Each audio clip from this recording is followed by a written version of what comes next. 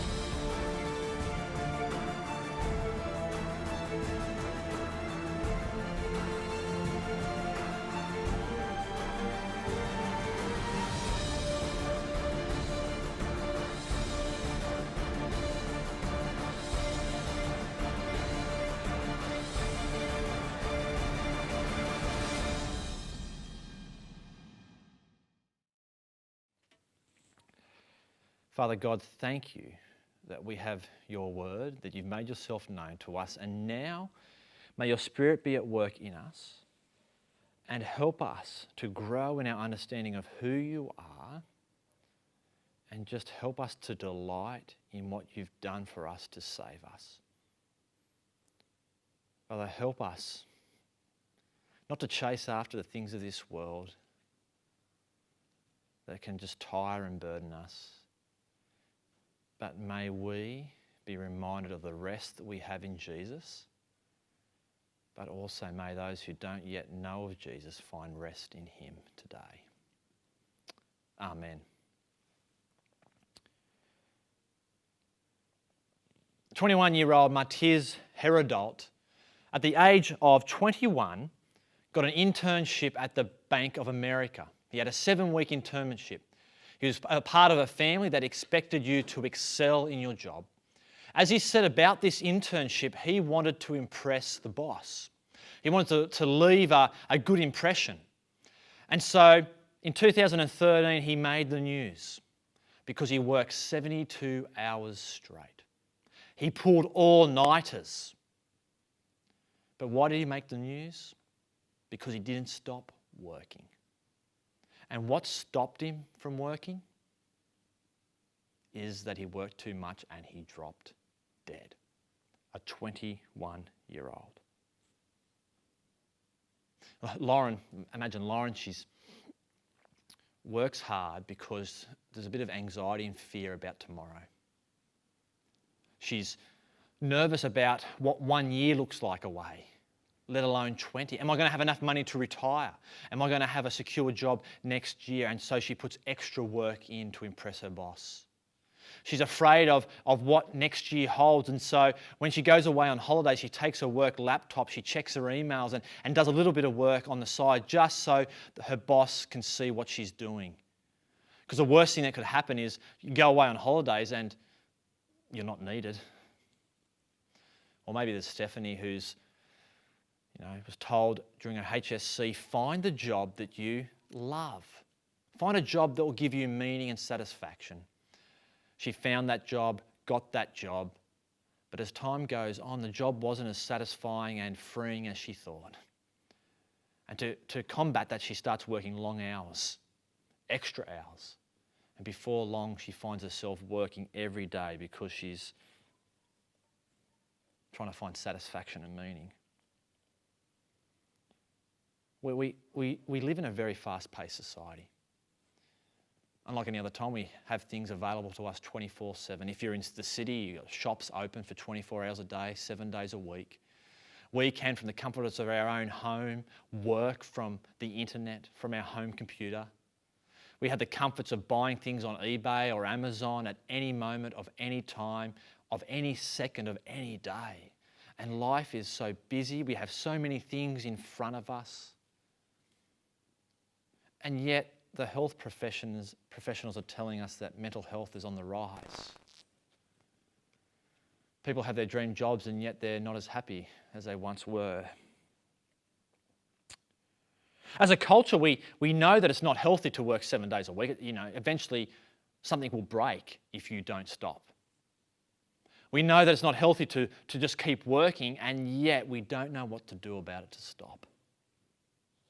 Joel Gascoigne, he writes a blog, and he wrote a blog on working 7 days. He decided that he would try working 7 days on and 7 days off. He would do the work in 7 days that would be over 2 weeks. Now, this is just personal research. This is not approved. But he said about doing this for a while where he'd work 7 days and then have 7 days off. At the end of his research, he said it didn't work. He thought it would, but he was more tired, more stressed, and needed to recoup more. But the interesting thing of this blog was he has one title halfway down the page, and it was called The Wisdom of the Day of Rest. Now, I don't think he follows Jesus. I don't think he believes in God, and yet he said it's interesting that the Bible, something that many people see as archaic, out of date, irrelevant, talks about a day of rest. In the 21st century, our health professionals are telling us we need to rest more, get more sleep. And we have a Bible that tells us to rest, to cease working. God speaks to his people in Israel thousands and thousands of years ago, and he says to them, work 6 days and cease work on the 7th. We're in our sermon series called The 10 Words, where we're looking at the 10 Commandments. They're 10 words for the free life. They're principles that play out in life, and as you read Deuteronomy, we see them play out in the life of Israel. These aren't rules and regulations to take away your fun and your freedom, but actually they're healthy boundaries that means you can enjoy life. But in our first week, we saw that God had rescued these people for a relationship, and therefore, because they were rescued, they were to live as God's rescued people. And what does it look like to live as God's rescued people? It's command number 1, you shall have no other gods before my face. You're to be exclusively loyal to me because I've rescued you. Last week we saw don't create an image of God. And we also saw don't use my name in vain, which means don't misrepresent me in your speech and in your actions. Now these 10 words, they're not words that we do so that we become friends with God. They're actually words that we live out because we are friends with God. See, they're words to God's people, the Israelites. And as we see it, many of those things flesh out in the life of a Christian this side of Jesus. So today we're coming to the fourth word, the fourth commandment, which is observe your Sabbath. Observe the Sabbath. Look at verse 12. Be careful to remember the Sabbath. Remember the Sabbath day. Now, what does Sabbath mean? Like, we've heard of it before, but it's a bit complex, right? It doesn't say anything in our English language. Well, what it means is it's cease work. Rest. Stop your work. That's what it means. Look at verse 12. So stop work to keep it holy as the Lord your God has commanded you. Keep it holy. What does it mean to be holy? To keep it holy is to be set apart. Holy is set apart. It is different. In the New Testament, we see that God's people, we are a holy nation. That means we are set apart specifically for Him. We are God's people. We're set apart. We're different. And He's saying here that the Sabbath, cease work, is to be different to the other days. But what does it mean? Well, over the last couple of years, I've started to invest in fountain pens. I don't use ballpoint pens very often now, but I write and take notes with a fountain pen. I have red ink, I have blue ink, I have a variety of Japanese inks on my office desk where I fill up my fountain pen and I take notes and I write and I love using fountain pens. I've got a stash of them. But there is one fountain pen that is, let me say, it's holy. It's set apart. That's what holy, it means to be set apart. This is my best fountain pen. It's a Lamy. It's special. And it comes out one day a week. I have all these other fountain pens I use the other 6 days, but this is the pen that comes out one day a week. Why? It's my set-apart pen. It's the pen that I sit down on a Thursday morning and I use it to write the sermon that I'm going to give on Sunday. So today I sat down and I wrote the sermon in pen, in my set-apart pen. And here he's saying that's what it means to be holy, it's to be set apart. But why rest? Okay, let's have a look at what it means. So what we're going to do this morning is we are going to look at 3 reasons why God instructs the Israelites to rest. And then the fourth one is we're going to have a look at how it applies to us. Okay? So remember that the first 3 points, I want to stress that we're looking at what it meant for the Israelites in the Old Testament, and then we're going to come to the New Testament and see what it means for us this side of Jesus. Okay, why rest from work? Well, it is to remember creation. As we come to this command, out of all the commands, we have this in Exodus chapter 20 and we have it in Deuteronomy chapter 5. Now, in Exodus 20, we have the giving of the 10 Commandments. Here we have a rehash. And yet all the other 9, there's not much difference. But here in Exodus and Deuteronomy, there's a slight difference. There's a slight different focus. So grab your Bibles and go to Exodus chapter 20. We're going to look at Exodus chapter 20. verse 8. Remember the Sabbath day, to keep it holy. You are to work, you are to labour 6 days and do all your work. But the seventh day is a Sabbath to the Lord your God. You must not do any work, you, your son or daughter, your male or female, your servant, your livestock, or the resident alien who is within your city gates. There's a sense here that even your sons and your daughters, even your slaves, he's talking to the Israelites, even those who work for you are to have a day of rest. Even a Gentile who may have come from another nation and who's joined your family, you are to give them rest. In Exodus chapter 24, but not only are you to give them rest, but you're even meant to have rest during harvest and ploughing. You're to cease work. In Leviticus chapter 25, you're supposed to give your paddock a rest every 7 years.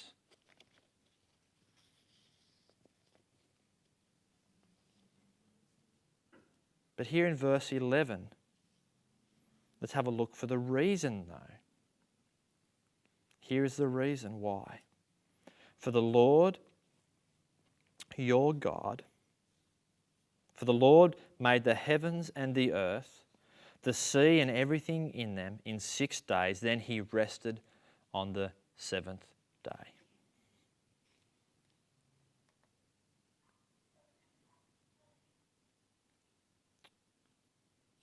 He's taking them back to creation.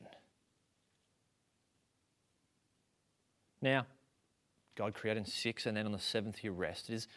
Is God like tired?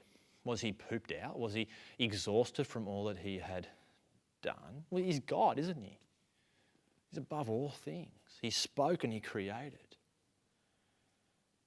But the seventh day he rested. It's the climax of creation. It's the completion. It's the fulfillment of what was meant to be. It's a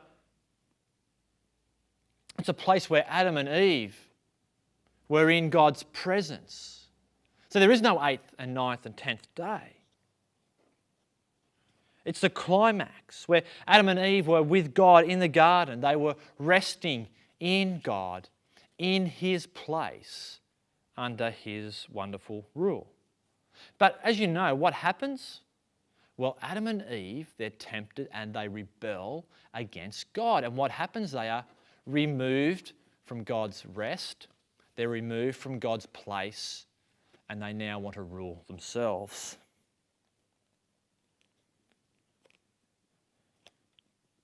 And the Sabbath says, cease your work.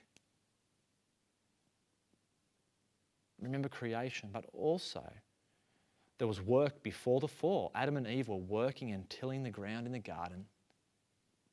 But also remember that their work became hard because of their rebellion. It was a toil. It wasn't the way it was meant to be. But ceasing work reminds them of something more beautiful. Why were they meant to rest? Why were they to rest? Well, we see in Exodus it was to remember creation. It's grounded in creation, but also it's grounded in salvation. Now go back to Deuteronomy chapter 5 and let's kick off there at verse 12 again. Be careful to remember the Sabbath, to keep it holy as the Lord your God has commanded you. You are to labour 6 days and do all your work, but the seventh day is a Sabbath to the Lord your God. Do not do any work, you, your son or your daughter, your male or your female slave, your ox or your donkey, any of your livestock, or your resident alien, the Gentile. You know, it's saying you're meant to cease work. Now, not just you. If you're the head of the family of this place, you're not meant to work your employees 7 days a week. Let them cease. As you cease work, they are to cease work. They are to rest as you have rested. You're not also meant to let your ox out, right, and set up auto steer on your pair of oxen and go, there's the plough, and let them use auto steer and go around the paddock 7 days a week, 24 hours a day. Right? They are to have a rest as well. They are to cease work.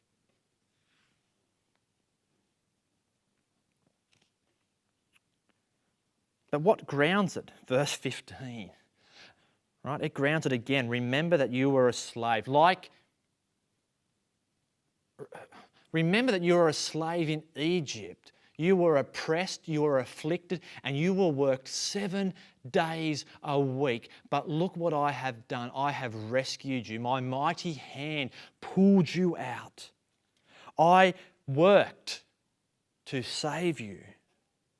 I've rescued you. And remember that. Can't you remember that? Take a day off to remember.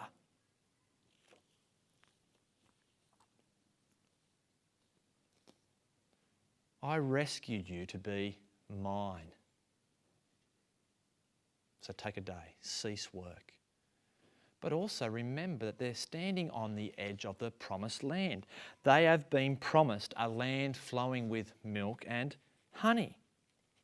The promised land was a place of rest, a place where God would dwell with his people in his place under his rule. The promised land is a picture of the Garden of Eden. It was meant to be a picture of the Garden of Eden. God restoring his people back to how it was meant to be. Throughout Deuteronomy, in Joshua, we see that the picture of land is a place of rest, a place where you find rest. And here he's saying, rest, cease work to remember God's salvation and his presence among his people. In Exodus chapter 31, the Sabbath is a sign that God has made his people holy, that they've been set apart. He has made them holy. And yet in the same passage, there is huge consequences to breaking the Sabbath by working on a Saturday, right? In the Jewish calendar, Sunday was the first day, 1, 2, 3, 4, 5, 6, and the seventh day was a Saturday. But there was huge consequences to breaking it. Why was it so severe? Right? You know, like, isn't it worse to steal your neighbour's oxen? Isn't it worse to steal their case tractor? Like, isn't that worse than just doing a little bit of work on a Sunday? Now, why does God say that? Well, it's pretty. You could easily just say, well, God can do that. That's what it says. So just deal with it. Well, we want to be a bit more understanding than that. We want to work out, but why? Why is it so hard? Why is the consequence so hard? Because your attitude towards God, your attitude towards ceasing work, resting, shows your attitude towards God as an Israelite.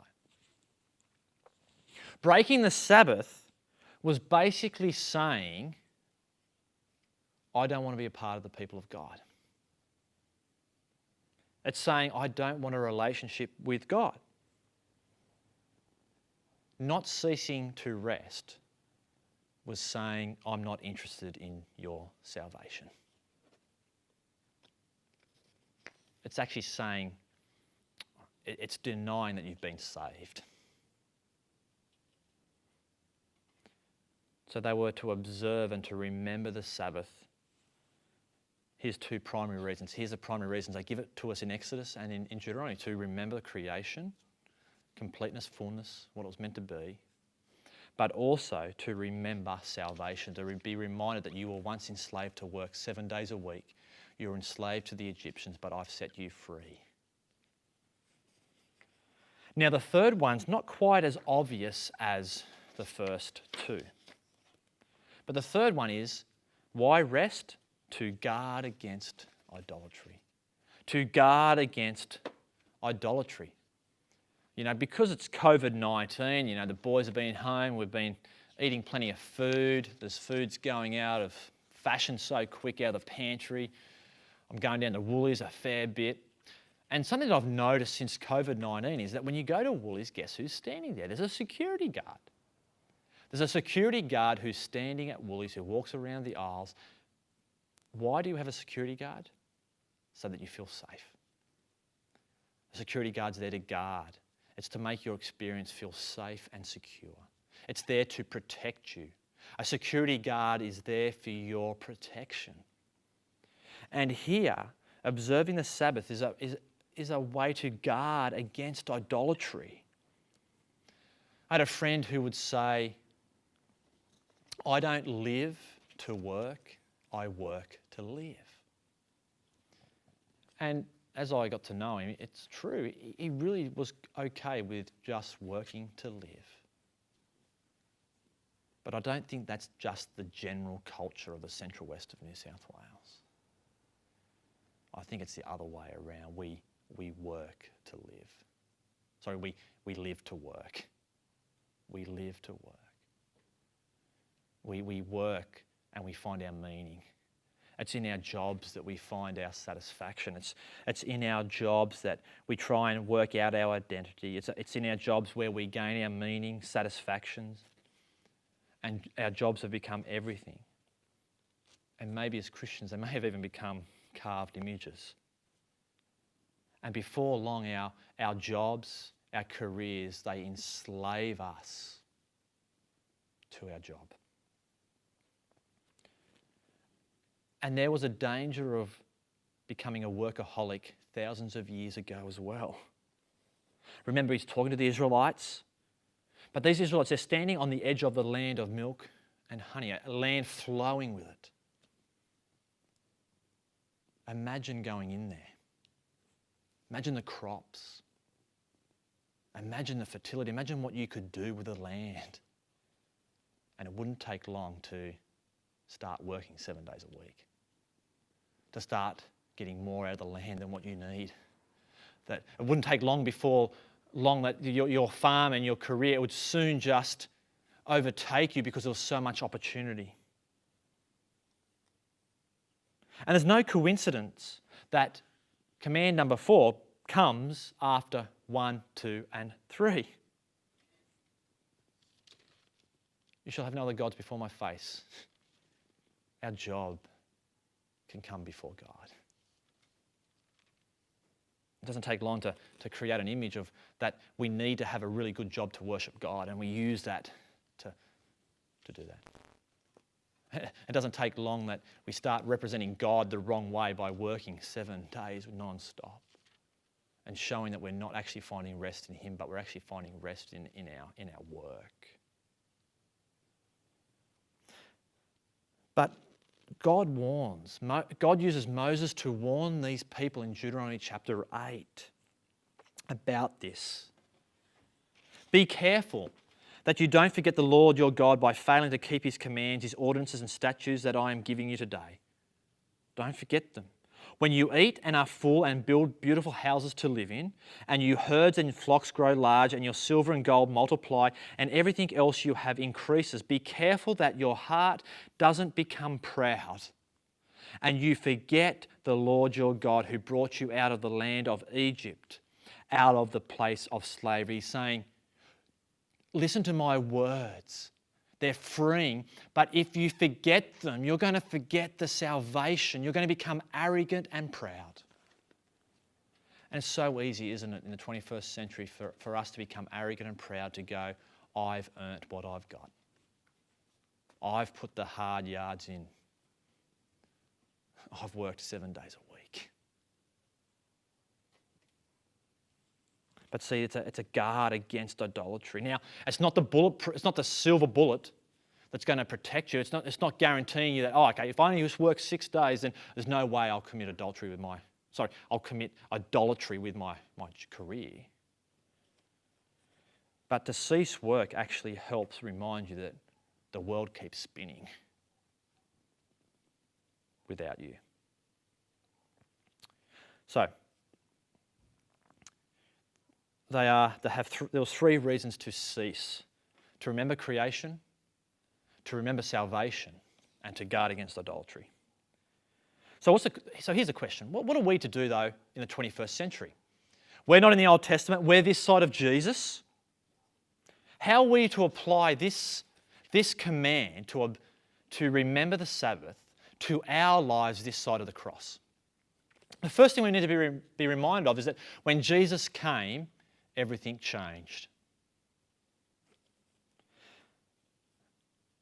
The Jewish calendar, the 7th day was the Sabbath. It was a Sat day. But as the church grew, in the early church, they would celebrate on Sunday. They would celebrate because of Resurrection Sunday. Sunday was the day that Christ was raised from the grave. And in those early centuries, the church would more than likely gather after work on a Sunday. They might have possibly met before work on a Sunday. Because it wasn't until the 4th century AD, until Constantine became the emperor of Rome, did Sunday become a day of rest. Up until then, they would have to work on a Sunday.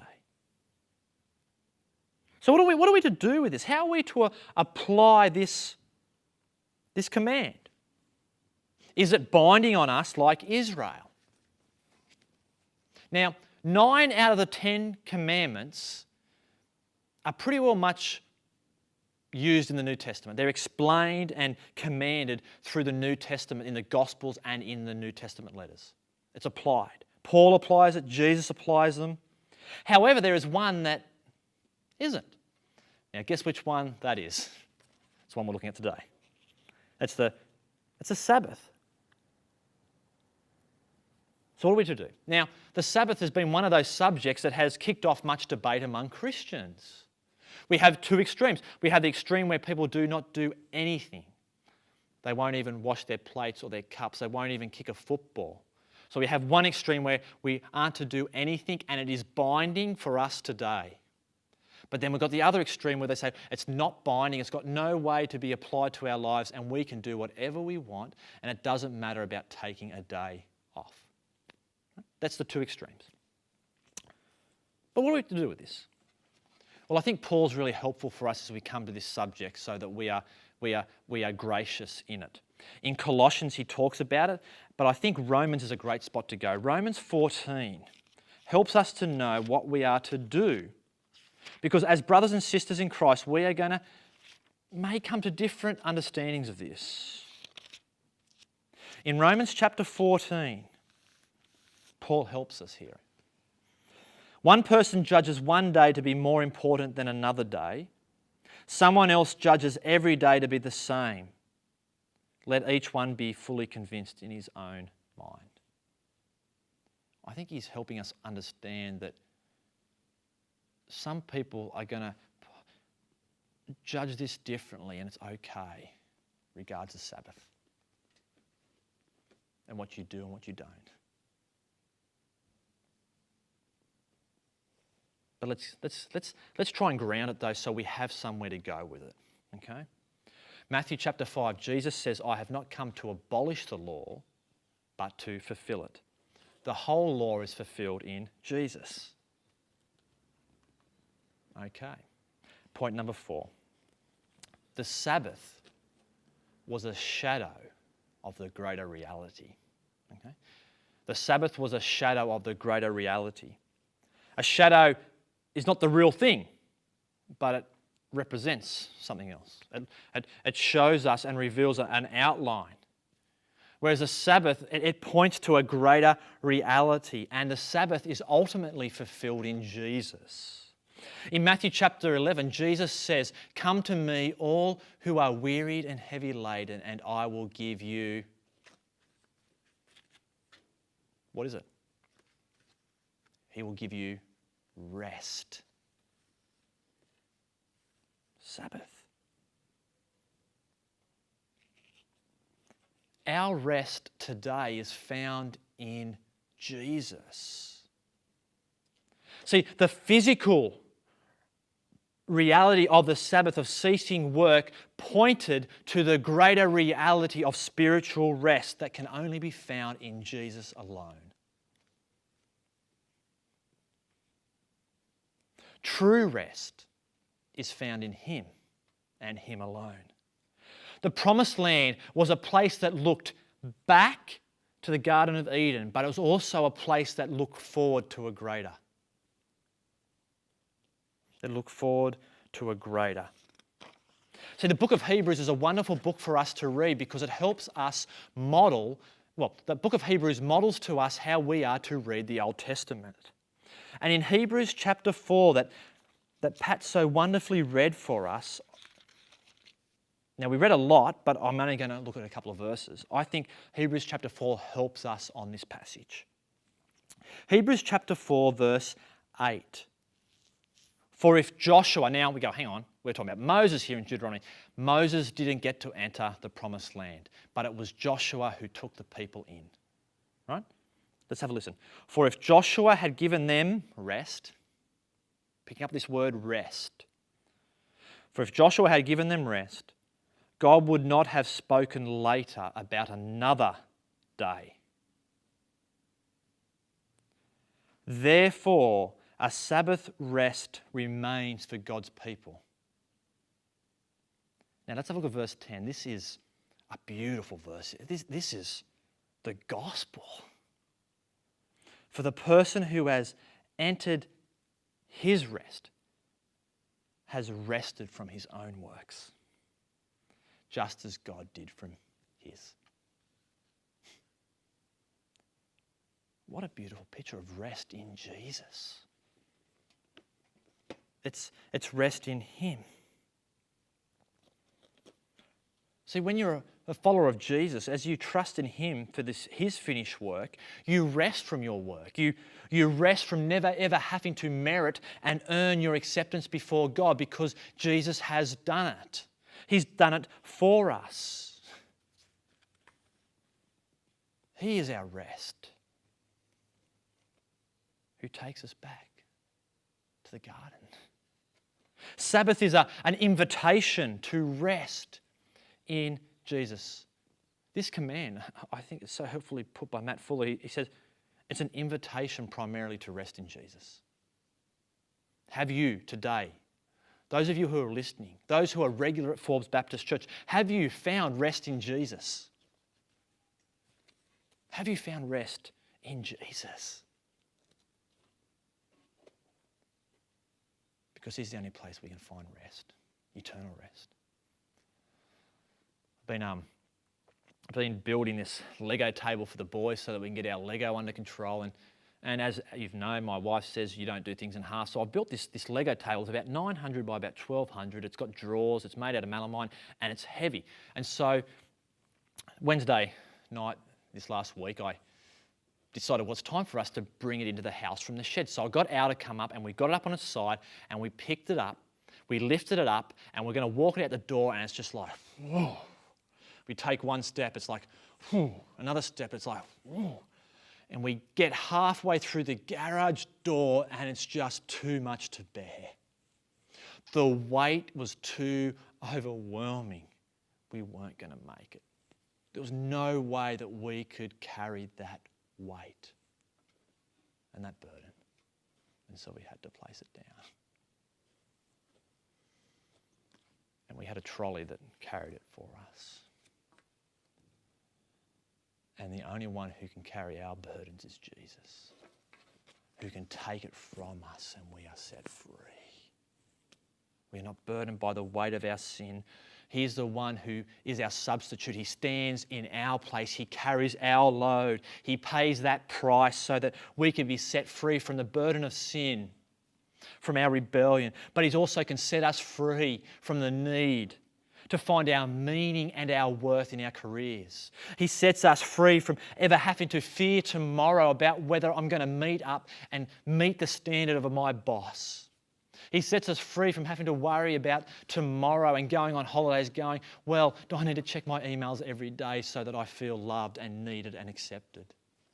We don't have to fear that because we know in Jesus we've found our rest, we've found our meaning, we've found our identity, and that identity comes solely through Him, and we are dearly loved as children of God. See, it's rest in Jesus. He is our Sabbath rest. And we now find our worth and our meaning in Him, the one who has rescued us, the one who worked for us. Okay, the Sabbath was a shadow of a greater reality. But I thought it'd be good just to finish with two implications that help us, I think, apply it to our lives. Now remember, they're not binding, but they shape how we live our life out as God's rescued people. Okay? The first one is cease work for a day. It's a gift. Enjoy it. Why do I say that? Because as you'll notice, it's built into creation. The Israelites actually observed the Sabbath before they had the Ten Commandments.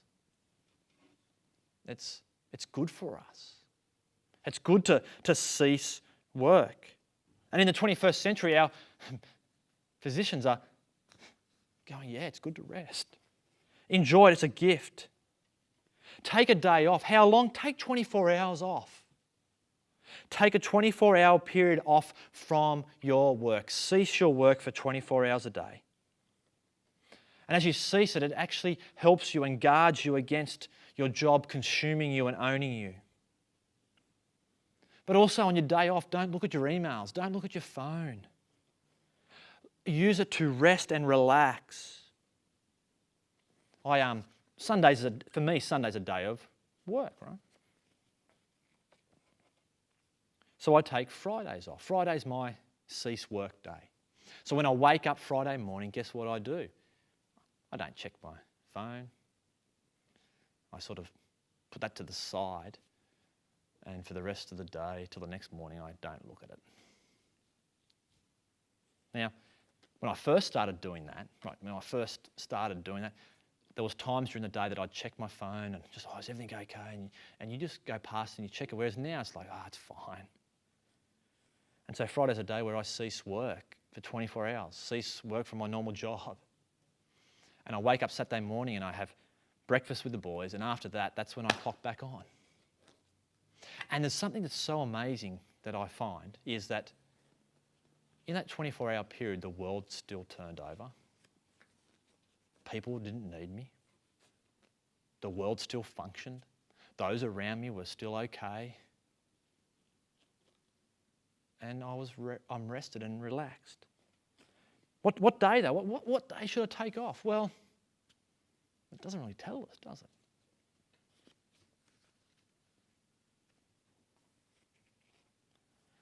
Maybe it is a Friday or a Saturday. Maybe you're a shift worker, you're a doctor. It's good to cease work, to have a day off. But it's amazing though too, remember that we're in a country that for many of us, we don't have to work on a Sunday. And so use a Sunday as a day off.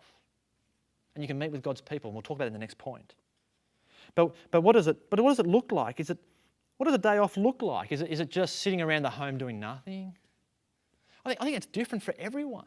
If you're someone who's in a physical job, which is physically exerting, to cease work means don't do anything physical. Let your body recover and rest. Whereas if you're someone who's in an office and you've got a mental job and it's strenuous mentally, maybe for you to rest is actually to get out in the shed and get some timber, or to get out in the garden and make something. See, for me, something I love doing on my day off is I actually go for a run often. Now, for some of you think, man, that's just physical, that's exhausting. Whereas for me, it's actually just, it rests. It's so, I feel refreshed from it. Work out what that is, and it'll be different for all of us. Cease work for a day. It's good to rest. Years ago, I was on a motorbike and I sort of sprained, or I hit my foot on a rock and it puffed up, and I got home and work was the next day, and I woke up and I could barely walk. I couldn't walk. So I'd put in a bucket of hot water, get it freed up and go off to work. And I wanted to get to work that day because it was a training course and I wanted to get this ticket. And I get to work and I could barely walk all day. I went to the hospital that night, and guess what the doctor said? It's not broken, but you need to rest it. Put it up for a week. I'll give you a doctor's certificate for 5 days. Put it up, put it on ice, and you'll be better before no time. But no, I'm going to go to work. So the next day I went to work because I wanted to go to work. It's like, well, no, I'm too good to rest, right? But then I decided on the Wednesday, no, I'm going to go home. I went home, and for 3 days I put my foot up, I sat on the lounge, and I rested with an ice pack on it. And guess what happened? within a week I was walking on my foot again. So I was too arrogant. We can sometimes be so prideful to go, well, no, I'm better than this. I can go out and work, when actually in God's grace, He has made us to rest. And it's by resting that we are recouped and we are refreshed. And when we're hurt or sick, we use rest to be replenished and to heal. Rest is an act of worship. Cease work for a day. But also rest to celebrate your rest. Celebrate your rest. Rest to celebrate that you've been rescued by Jesus. Rest because you need to be reminded of the rest that you have found. That you're not enslaved to your job, but you've been set free by Jesus.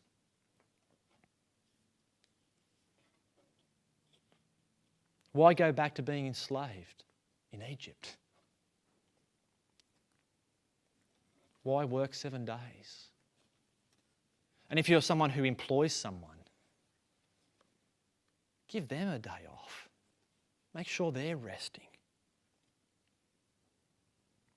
Rest to celebrate your rest. And that's why I think it's a wonderful thing that we have Sundays off, so that we can gather as God's people.